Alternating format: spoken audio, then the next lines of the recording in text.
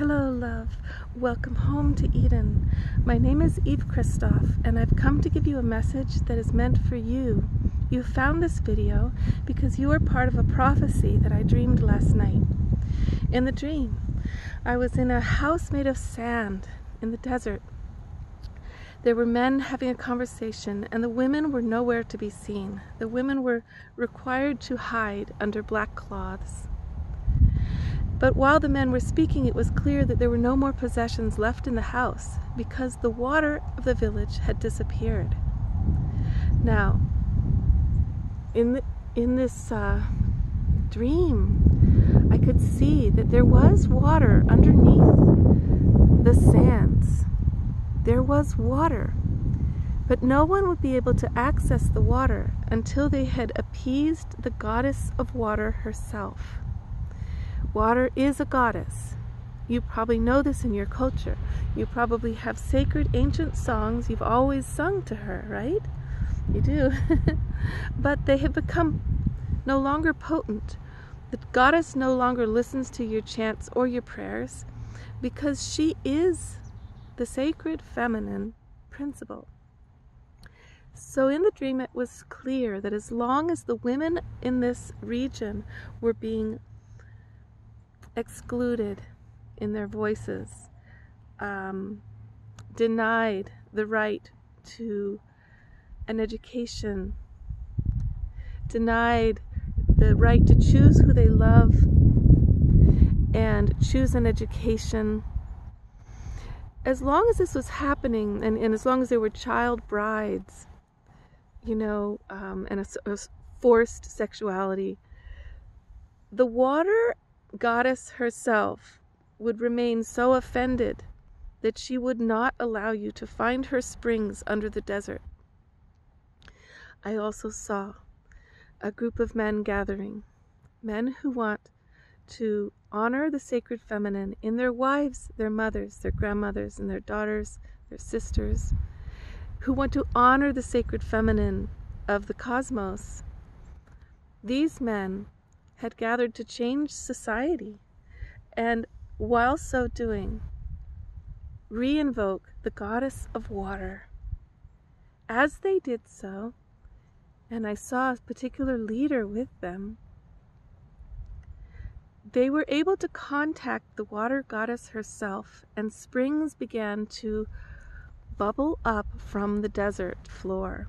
They could divine and find and dig them in the right places because the goddess was coming in dreams to you, men, who had decided to honor the sacred feminine in your lives and the women around you. It wasn't that your society was upended at all. There was still the sacred balance of men and women in their different roles and their different desires. But there were, in every council of men making decisions about society and how to run the village or the world, the men had gone first to their mothers, their grandmothers, their wives, their sisters, their daughters, and they had sought their counsel. What do you value? What do you need? How do you want the village to be run? What decisions would you make about the land and property?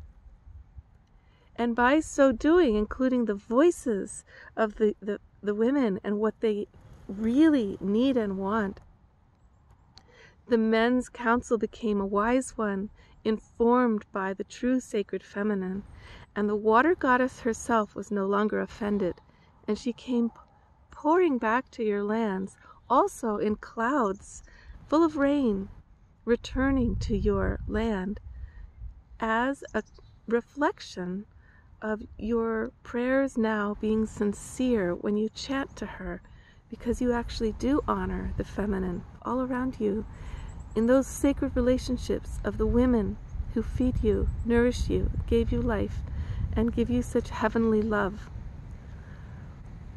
And everyone afraid, oh, but Eve, my wife doesn't love me. I have to force her to do everything. She hates me. She's only doing it as my slave. It's important to sort of just let go of the fear that women are going to leave if you give them freedom and power, because it's really not what women tend to do. Sometimes they do. If it's an abusive relationship with you, they should, because you don't deserve her if you're mean to her. But in general, as soon as the balance and the love comes in, women love family. They love home. They love their village. They're the ones, when they're educated, that return to the village with all kinds of new help that the village needs. It's always the women. The men tend to get an education and leave, and you never see them again. It's a statistic, actually. That's why you want to educate the girls. It's important. And it won't keep you from being loved. Love, love, love, love. Love is real. Love is true. You can believe it exists. It does. It does exist.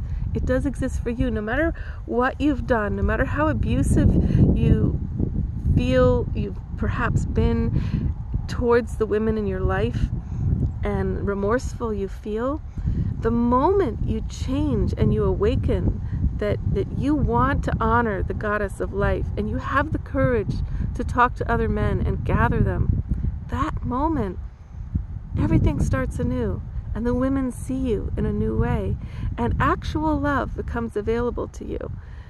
You don't have to force it. What if you became that lovable to women? When you do so, you become lovable to water herself. The waters within you, the waters of life, the waters under the desert, the water in the clouds that can come at any time if she's summoned with love to a region where truly you love the women and listen to them and include them in everything on their terms. Thank you. Be well and receive this prophecy in whatever way it touches you. I believe in you. It's time. We can reawaken the sacred feminine together.